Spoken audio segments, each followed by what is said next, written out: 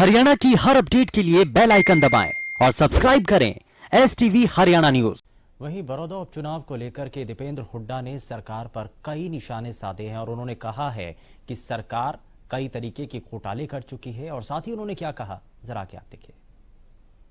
इस समय मौजूद हैं सांसद दीपेंद्र सिंह हुड्डा नेता विपक्ष चौधरी भूपेंद्र सिंह हुड्डा के बेटे हैं और उनसे हम बातचीत करेंगे कि कांग्रेस की रणनीति क्या रहेगी बड़ौदा में और बड़ौदा के लोगों की उम्मीद क्या है।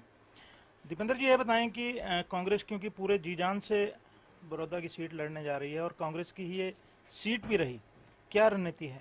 देखिए, 3 मुद्दों को लेकर बड़ौदा विधानसभा चुनाव हम लड़ेंगे। पहला मुद्दा तो हरियाणा प्रदेश की जो कार्यशैली है उस पर एक रेफरेंडम रहेगा। मौजूदा खट्टर सरकार ने, भाजपा की सरकार ने 6 वर्ष इनके कार्यकाल को हो गए। इन 6 वर्षों में हरियाणा को विकास की पटरी से उतारने का काम किया है। जो प्रदेश विकास दर में देश में नंबर 1 था, आज वो बेरोजगारी दर में देश में नंबर 1 है, सबसे ज्यादा बेरोजगारी।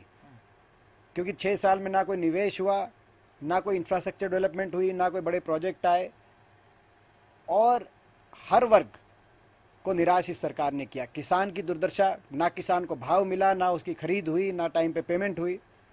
गरीब आदमी की दुर्दशा, गरीब आदमी की सारी योजनाओं को पे ग्रहण लगा इस सरकार में। चाहे वो मकान की योजना थी वो बंद हो गई, चाहे वो वजीफे की योजना रही हो, चाहे दाल रोटी योजना रही हो, जो कल्याणकारी स्कीम्स थी सभी पे ग्रहण लगा।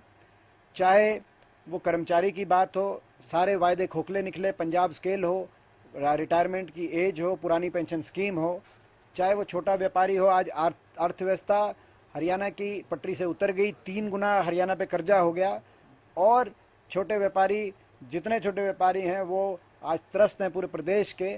तो हर वर्ग आज इस सरकार की कार्यशैली से आज हरियाणा का भविष्य को लेकर चिंतित है। भविष्य अंधकार में दिखाई दे रहा है इस सरकार की कार्यशैली को लेकर।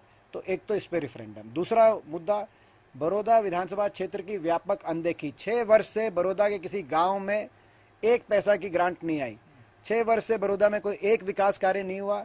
6 वर्ष से मुख्यमंत्री जी, तमाम मंत्रिमंडल बड़ौदा के अंदर एक बार कोई काम कराने के लिए तो छोड़ो, चाय पीने के लिए भी बड़ौदा में नहीं गए। क्योंकि वोट की राजनीति में कई दफा जो फैसले हैं हमें अपनी उम्मीद के खिलाफ भी मिलते हैं।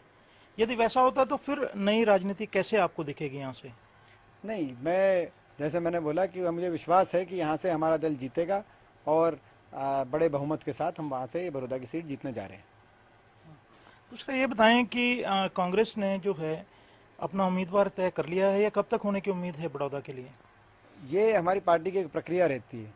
उस प्रक्रिया के तहत मैं समझता हूँ सबसे फीडबैक लेकर, जो स्थानीय हम लोग हैं, हम लोग सबसे फीडबैक लिया जाएगा और कांग्रेस का जो हमारा नेतृत्व है, जो हमारे महासचिव हैं आज़ाद साहब, प्रदेश अध्यक्ष शैलजा जी और नेता विपक्ष हुड्डा साहब, सब मिलके बैठकर लोगों की भावनाओं को समझकर सभी लोकल जो हमारे लीडरशिप है उनसे पूछकर एक फैसला करेगी। और मुझे विश्वास है बड़ौदा विधानसभा क्षेत्र के लोगों की आवाज़ के अनुसार, उनकी भावनाओं के अनुसार जो सबसे उपयुक्त के उम्मीदवार दिखाई देंगे वैसा उम्मीदवार लाया जाएगा।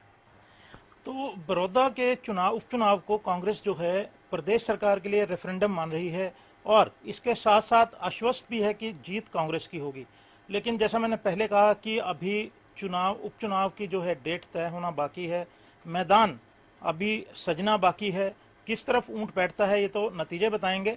लेकिन भले ही कांग्रेस हो या इनेलो हो या फिर सत्ताधारी दल हो, सभी के दावे अपने अपने मजबूत अवश्य हैं। हरियाणा